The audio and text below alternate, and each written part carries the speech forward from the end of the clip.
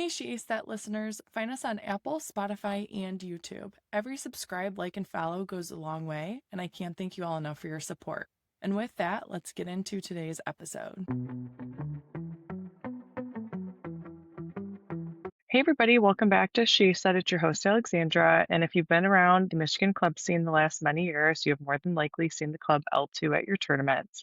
And today I get to sit down with the woman behind it. My guest is Sarah Lindstrom, co-founder and executive director of L2 Volleyball Club out of the Legacy Center in Brighton. She has many years of experience as a high school head coach at Divine Child, Walled Lake Central, and Northville before she and her husband Eric set out to build something brand new, an elite open level program designed to go toe-to-toe with the best clubs in the state and the country.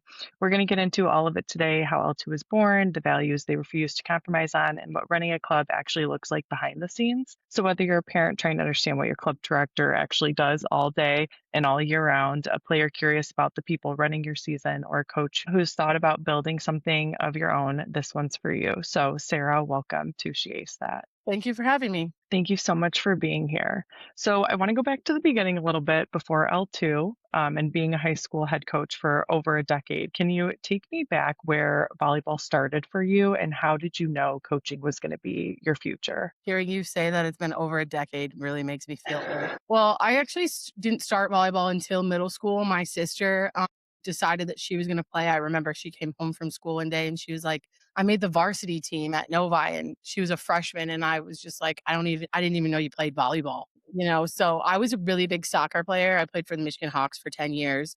That was my life, traveling the country doing that. But as soon as my sister started volleyball, I was really intrigued. And so it was fast. It was different. It was difficult for me. So I really enjoyed the challenge. So I started in seventh grade and played throughout high school. And then I played in college as well. And I moved back home. And one of my former coaches, my varsity coach, Julie Facette at Novi, she knew I moved home. So she just asked if I wanted to get in the gym. And it kind of just started from there. She was a really good coach and mentor for me. And I knew I wasn't playing anymore. And so it felt like, I could play through the athletes in a sense.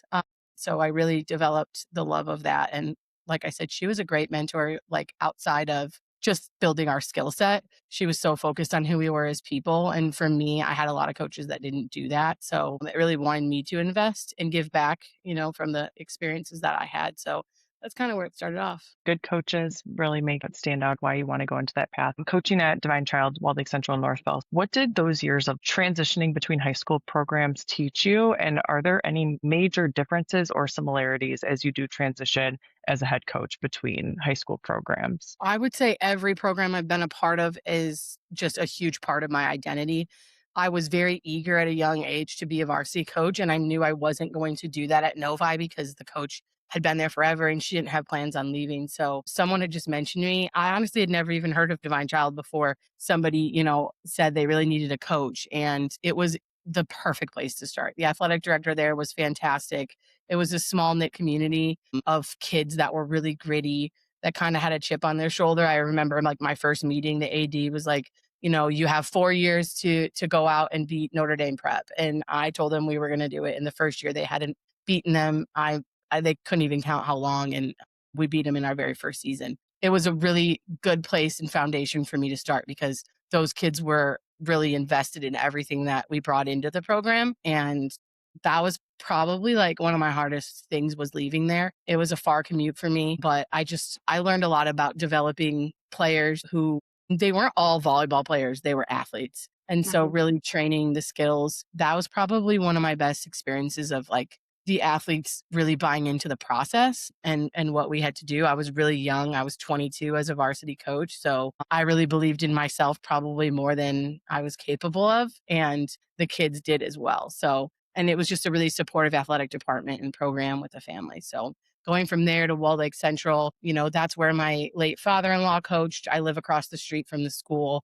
The whole time I was driving past the school, to get to Divine Child. And that was another great stepping stone for me. A ton of really good volleyball players there who also bought into, what we were selling because we believed in it as well. My sister was with me in both of those schools. And so we were able to kind of just take all the things that we learned growing up and build a program at Walled Lake Central that for me, I like wanted to bring it back. It had died down a little bit. When I was in high school, my senior year, I think it was at Novi, was our first year winning districts, and we beat Wall Lake Central in the finals. By the time I got to Wall Lake Central, they had not won a district championship since I was in high school. So it was kind of a goal of ours to go in and kind of reset that mentality. And we were able to do that and win districts all 4 years that we were there. So it was really exciting change. And then the Northville job opened up, and I'm a Novi grad. I'm well aware of the excellence that Northville schools has in athletics, academics, and a community. It was really hard for me to leave as well to move into that community. It was a change too. Every school I went to, I think the volleyball IQ and the players just kept getting stronger.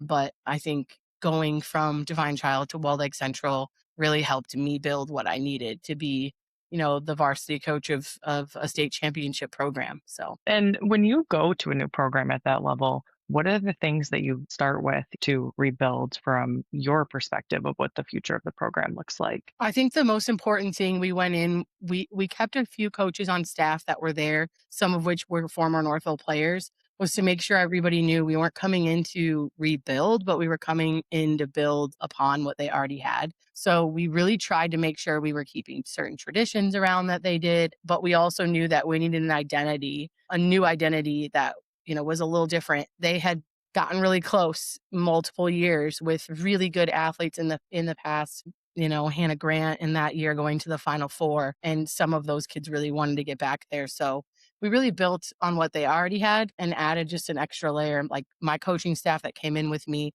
some of them were coaches for me at Wall Lake Central, and two of them were players for me at Divine Child. So these were people who knew what I was doing for, the past 10 years. And having that many people around me that already knew what I was doing and what I was, planning to do in that program was huge. And player buy-in was something we knew was going to be a little bit different at Northville. They're already used to winning. And the other programs I was in, they weren't used to winning. That wasn't their thing. So it was like, how do you get them past that and kind of just like tweak their mentality a little bit? We really put a lot into culture. What do people think of you? What's people's perception of you? How are you pushing the people around you and next to you? And honestly, learning how to fail and learning how to lose, because not a lot of our student athletes were used to that. And we wanted to kind of push them out of their comfort zone to start. But like I said from the beginning, just taking what they already had and adding a new layer on top of it was extremely. When they are used to winning and having that type of culture, and you're saying you want to push them out of their comfort zone, like, are there any tangible things that you can share of pushing them out of their comfort zone? Any other tournaments you look into for other higher teams that you could compete with? I think the very first thing that I learned, and I try to tell all like new high school coaches, is at the end of the day, don't worry about your record. It's not about how many wins and losses you have. So I build my schedule as tough as I can, get into tough tournaments to start, go play the Marions and the Mercies and the West Side immediately and see to start how good you really are, which I can't say that I started that concept. I stole it from Tom Izzo. He, tries to have a really tough schedule to start the year. And our goal is, where do we want to be when the season ended? And in at Divine Child, we started a slogan of BCOB, which is Battle Creek or Bust. I personally went to Battle Creek as an assistant coach at Novi and won a state championship in soccer. And so I always talked about the end to start, getting uncomfortable right away. And I remember a former club coach colleague of mine was always like, you're going to jinx it by doing that. And truly, like, to start the season, what are our goals? Everybody's goal should be to win a state championship.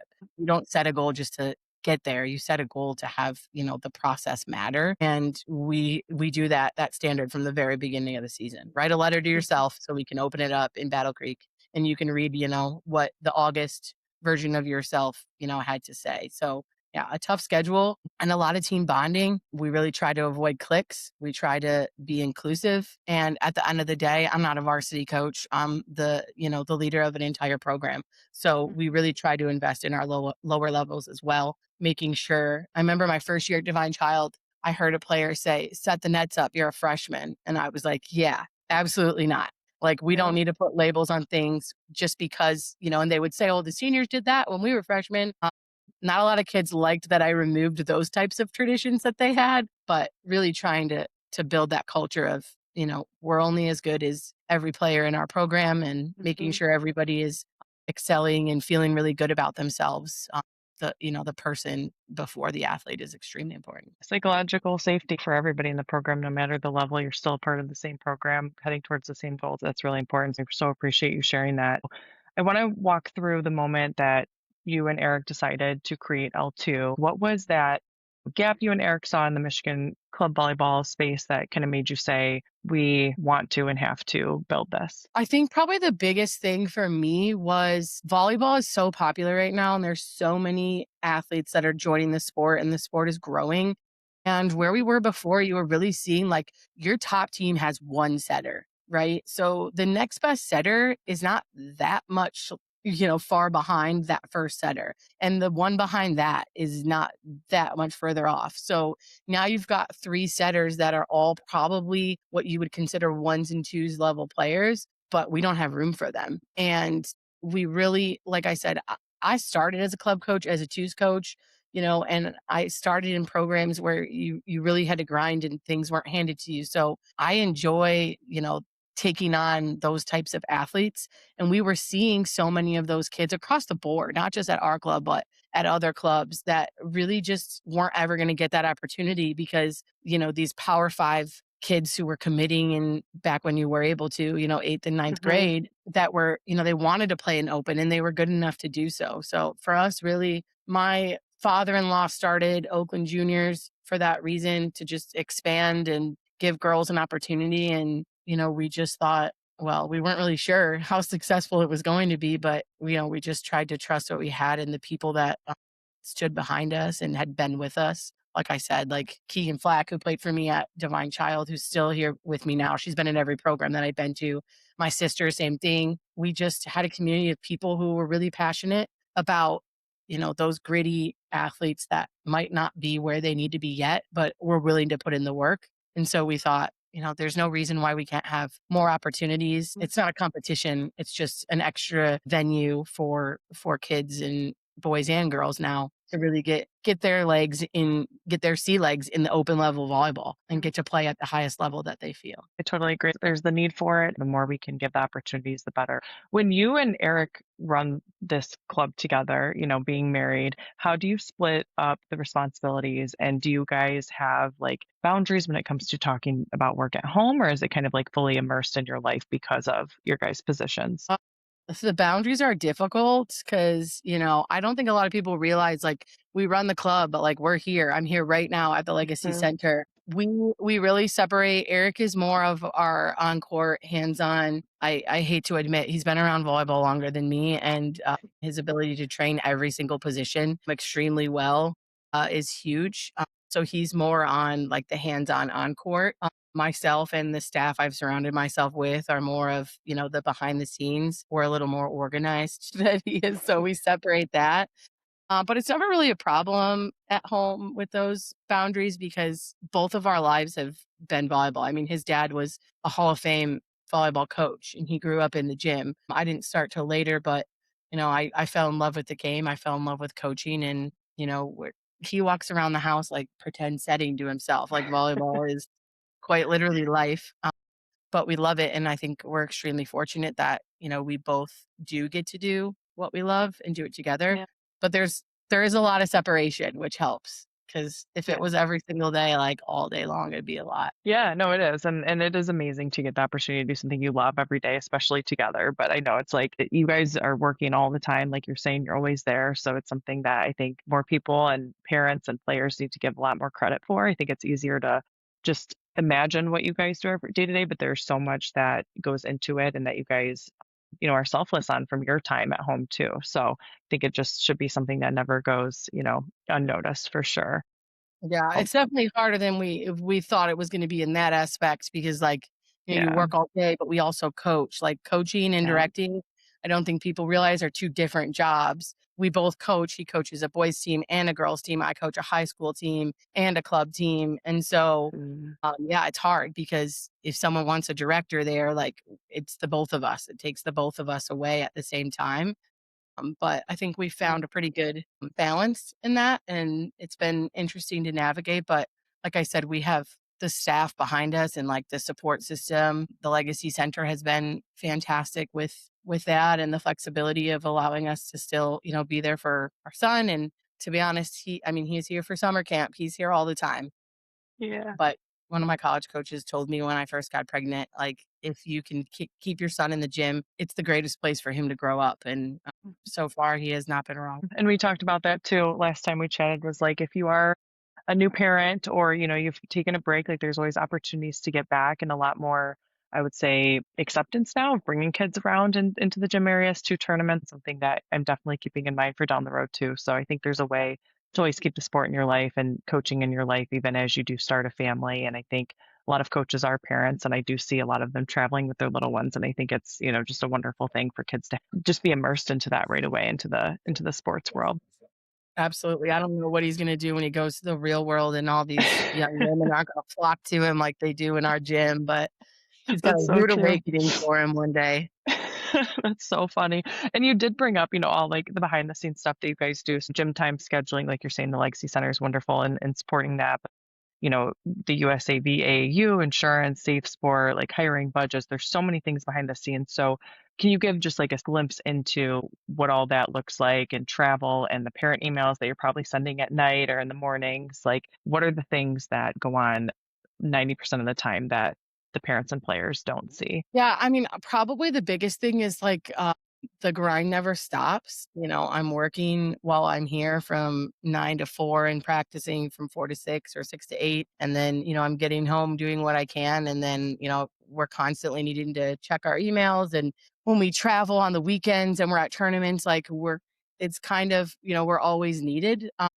Like I keep saying, I have a phenomenal staff. Like one of my staff members, Keegan, she does all of the travel. So, she's really handling the travel, the hotels, the flights for the coaches. I'm blessed to have an assistant, Maddie Andrews, who is a little more type A than me, who keeps me really organized. But yeah, we're running a club that also is running a very large program from Little Legends volleyball clinics, for 7 to 9 year olds to summer camps to college coaching combines. Our program plan is jam packed from hosting tournaments. We're staffing tournaments, filling referees. My email quite literally never stops. But I think, we're blessed in the fact that we have so much going on here. But it's more than just being a director and answering parent emails. There's a lot that goes on behind the scenes. I don't think a lot of people know, but we get through that part so that we can do the part that we love, which is out on the court. And you definitely have to surround yourself with people who are passionate about it as well, and just staying really organized and getting ahead. Like being at the Legacy Center, I think one of the biggest things for us is, we have a finance department, we have a marketing department, we have these resources that we get to lean on that alleviate a lot of the stress, but also help us run such a dynamic program. Thank you for sharing that. There is a lot of grace that should be given when it comes to running a club. It's helpful to get a little glimpse into that. And when you do have a larger club and not just, focusing on one team, how do you guys, with the different ages and coaches and personalities under one roof, like build a culture across an entire club versus in a high school program, you're looking at a few teams and then now you have so many more. How do you navigate that? It's really difficult, especially because, like, we have regional and state teams. We also have national teams. They practice on different days. So just being able to bring in coaches that you trust that either played for us in the past is huge. We've made a lot of changes as the years have gone. We hear the feedback. Everybody knows the qualms of being a large club and trying to make sure that everybody feels as special as the next team next to them. Uh, that's the hardest part. But I think it's also just through the values and the way we train and being out on the court, getting to know our coaches. We did a coaches outing this year at Tap-ins where we went golfing together, and it wasn't just our national coaches, it was everybody doing coaches clinics and meetings and just making sure, we're trying to fit that in. It's hard with the way that the season runs, having trials in July and then we don't start till December and everyone's got, a job or a high school coach, a coaching position. But we really try to just instill the values that we have when we're out on the court. And, we're trying to do that also by the kids that we're putting on our teams. I think it's really important when you walk into our gym. We just had a new member added to our media department, and she came to just do some filming, and right away, I think biggest compliment, she was like, "I've never, like, been around a sport. I walk in the gym and you can, like, literally feel the culture in your gym. It's loud, it's energetic, it's fun, it's competitive, and we just kinda have to keep driving those things and making sure that we're not just training volleyball, and we're really promoting all of those things within our coaches because all of our coaches are an extension of us. Some people always say like, "Oh, when are you and Eric going to coach a team together?" We enjoy what we're doing. We get to go out there. I get to work. I've had plenty of assistant coaches, and a lot of them have become head coaches or moved on in their careers. And so I kind of feel like we get to train coaches the way that we were trained when we were younger and just kind of give back to them. And I think it's also important who we keep around us. I don't Mhm. hire volleyball coaches just because they're good. Mhm. I've actually turned away some coaches who came to us and I didn't think they fit the culture that we had. And I think the best way of doing that is bringing back your former athletes that already know what you have going on. We have, I think, 4 or 5 coaches right now.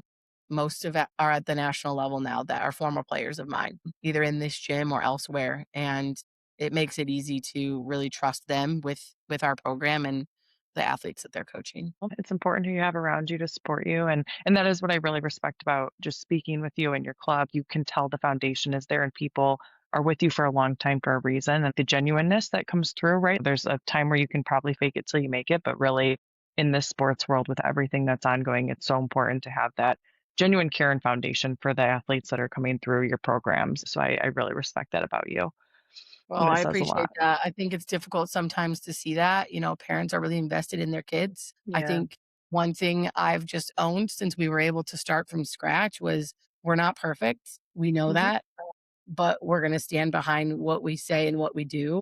Yeah. We might have some hiccups along the road. We might have some players who don't have the best season of their lives while they're under our roof, but I'm willing to listen to feedback and to grow and to evolve. Again, I'm lucky I have people around me who are honest. Like if I do something, they're like, I don't know if that's a good idea.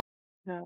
We really lean on and trust a lot of the people in our program, not just my staff in my office, but our coaches as well. And we value that. And when we started this club, that we said, integrity is something people can see, and Mhm. I can stand behind what I say.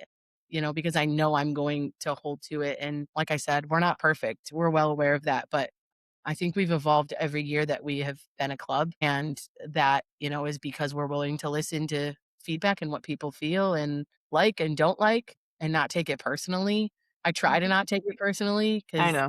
I know for a fact not everyone's gonna love their experience here, but my goal is to make it the best for everybody possible and Yeah. leave them with something more than just volleyball, which I think is really important. It is important. Like, it is about the sport and that we love, of course, but there's so much that goes into it, which I know we've talked about before, the mental side, the psychological safety side, and also development aspects. When you were bringing up your values as a club, are there any that you can state that you would never compromise on, even if it costed a tournament spot, a roster spot? What values do you really stand behind that you won't compromise on? So before we started as a club, like we talked about our actual like a couple of years ago, we really wanted to have core values that we could actually stand behind and that meant something other than just going into chat GPT and typing, what core values should a volleyball club have.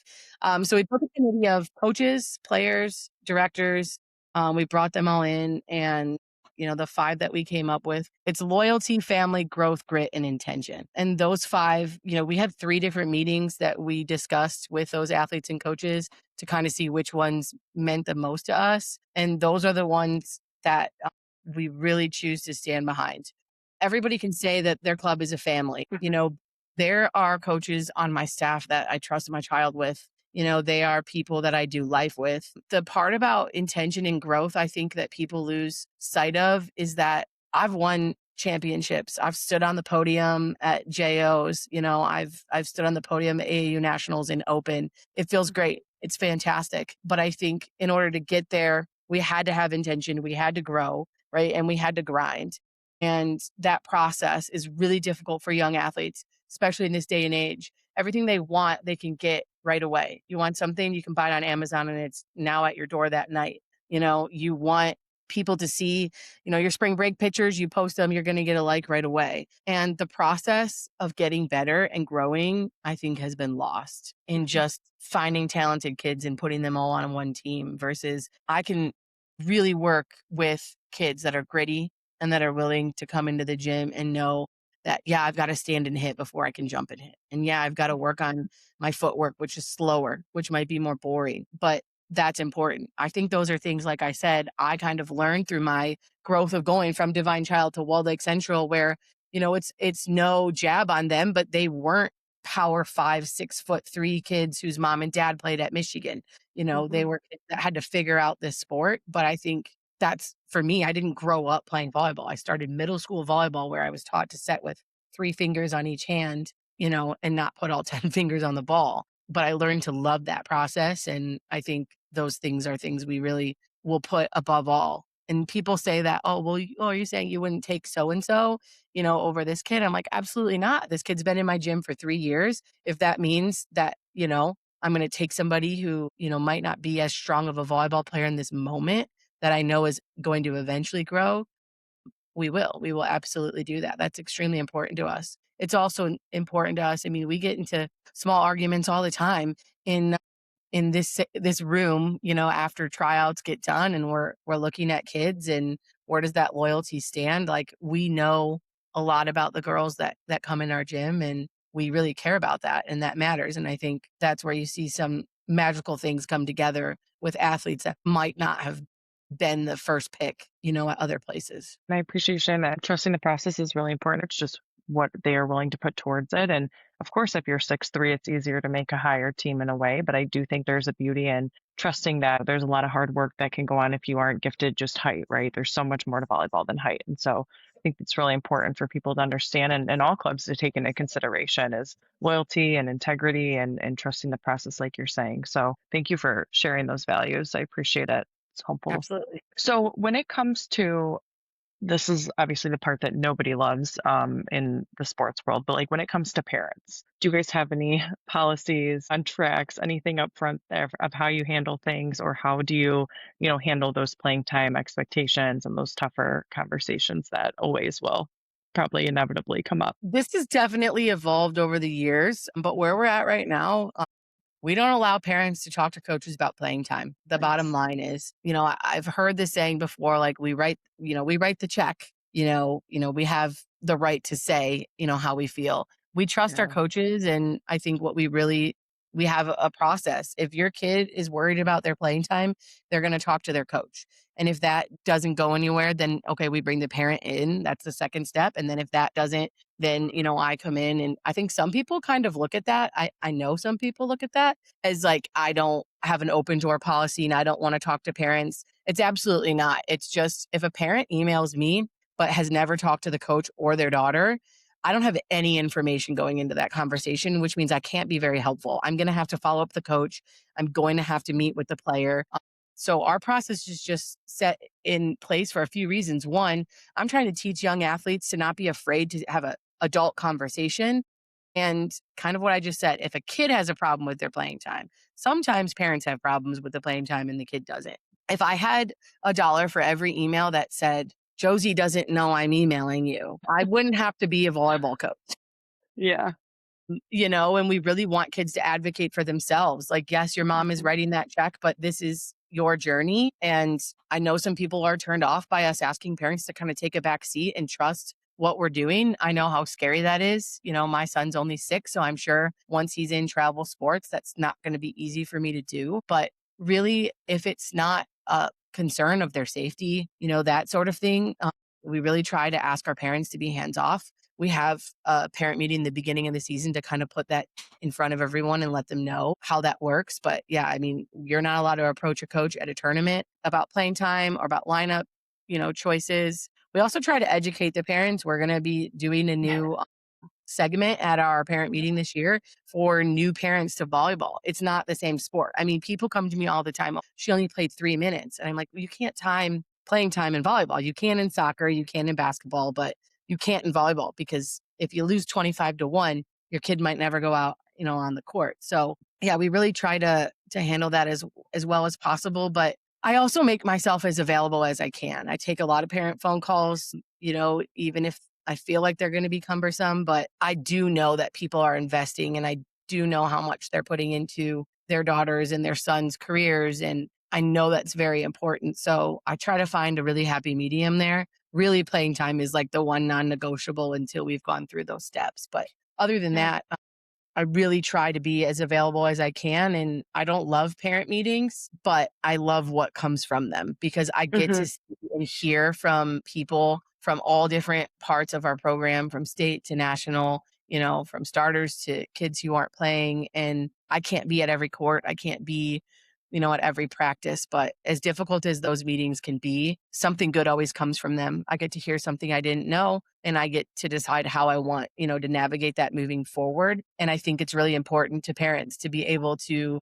actually sit and talk to a club director. If you get too big and you don't have the time and effort and energy Hmm. to be able to entertain those conversations at all, I think, you kind of become like the Oz, right? You're behind a curtain and no one really knows who's there. So I try to let my face be out there as much as possible, even though it gives me just a little bit of anxiety.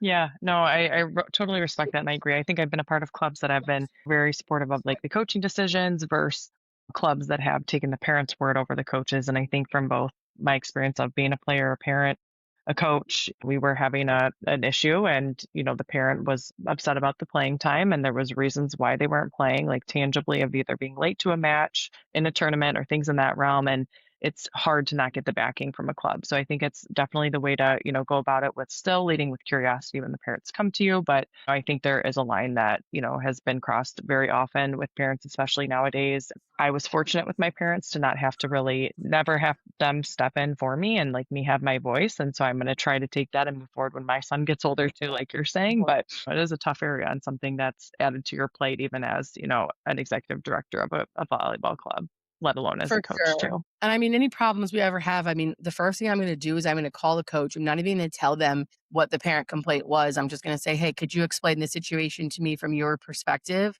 Mhm. Because yes, I'm going to protect them, but obviously I know that there's going to be times where our coaches might be in the wrong. That's my chance to teach them, to help them grow as well. And I don't think a lot of parents see that and realize that. It's the reason why there are not a lot of people who want to coach. It's not easy. And I bring in a lot of young coaches, and I think people are always hesitant about that. But if I know them and trust them, I know I can help them navigate the difficult parts. But yeah, protecting the coaches is extremely important to me. I'm not going to live or die by Mhm. them. I'm going to hear everybody's side of what happened and we're going to come up with a game plan of how we can move forward and make sure that everybody, coach, player, parent included, are having a really good experience. Yeah, yeah, and I appreciate that. From your perspective, what separates players who make it to the next level from similarly equally talented ones who don't? Like, what are the ones that are looking at the college level differently and actually make it, even if there could be a similar equivalent talented teammate on their I team? I think that's a super easy answer. It's mentality, which is why Mhm. we really try to preach that side of the game. The kids that are physically built to play in college and go and do that are one thing, but the kids that have that mental side, which is why, we urge parents to take a step back because mom and dad aren't going to be there when you're in college to talk to your coach, or to help you face adversity. I do drills all the time that put my kids in uncomfortable positions or, I call them in the net when they're not, get them mad, get them angry so that they learn how to grow and like persevere through those difficult challenges. I think sometimes when kids have it too easy, whether it's at home or, in the gym, when they're kind of running the roost, they don't know. When they get to college, it's a rude awakening. And unfortunately, I've seen too many kids either stop playing or, transfer because they just couldn't hang on that mental side. And I just also think, you mentioned I've been doing this over a decade, but the clientele has changed. And I don't Yeah. blame the kids. I think so many coaches are like, oh, well, when I was younger and, we didn't worry about this and that. And I'm like, well, because you didn't get raised in the world of TikTok and Instagram. It's not the Yeah. kid's fault. So how do you help them? You guide them through your own experiences. But yeah, I think some of my best athletes are the ones who were training as much physically as they were mentally.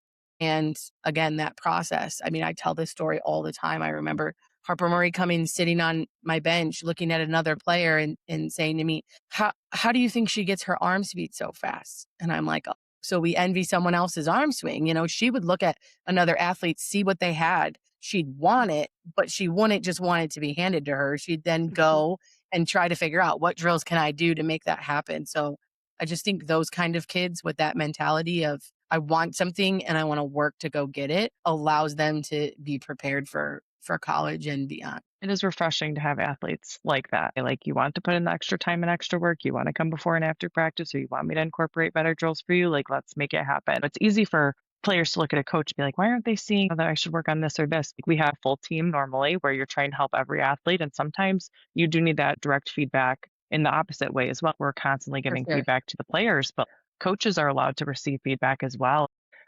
guidance on really what, where you want to go. And I think that's part of the recruiting conversation too, is when you start realizing, hey, I might want to continue this after high school. There's D1, D2, D3, NAIA, JUCO. Like, there's so many options where coaches can step in and help. And I don't even think most athletes at the high school level are even always aware of those opportunities and options where it's not D1 or bust. Like, there's so many other ways to keep the sport in your life and, have that communication with your coach to make sure that that happens for you for the I future. mean, that right there is we could do a whole podcast on just Yeah, that.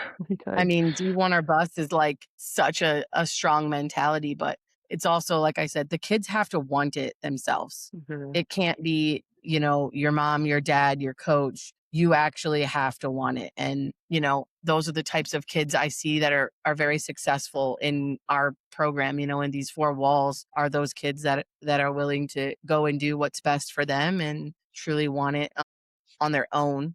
I can do a lot with a kid that wants that. I mean, my 15s team, they're texting me every day.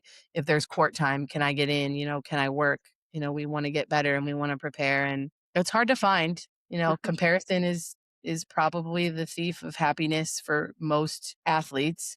That's what they're living in that world. And so you can't just want to find those type of kids though. You have to want to build them as well, which is Mhm, what we're trying mhm. to do in our younger age groups and kind of have that farm team of younger kids that have that. And we have that in our coaches. If you're trying to build a strong club, you need to put some of your best coaches at those younger age groups. So those types of things are being instilled early on and their first experiences aren't, hey, we have to win every tournament. Hey, we have to qualify. Hey, we have to get on the podium or it's not good enough. Hey, we have to get better is what a lot of our younger coaches were very fortunate. Our 12s coach, Kristen Althouse, and our 13s coach, Darian Bandel, are just tremendous at that and instilling that in their athletes. So Once you guide them and they start thinking those ways, it opens a lot of more opportunities for them. And it's, I think in high school too, everybody thinks their like frontal lobes are fully developed. They think they know everything. I know a lot of my teammates and I, even in high school, I just remember being like, why is our coach having us do this? Or like, you start thinking about it, and then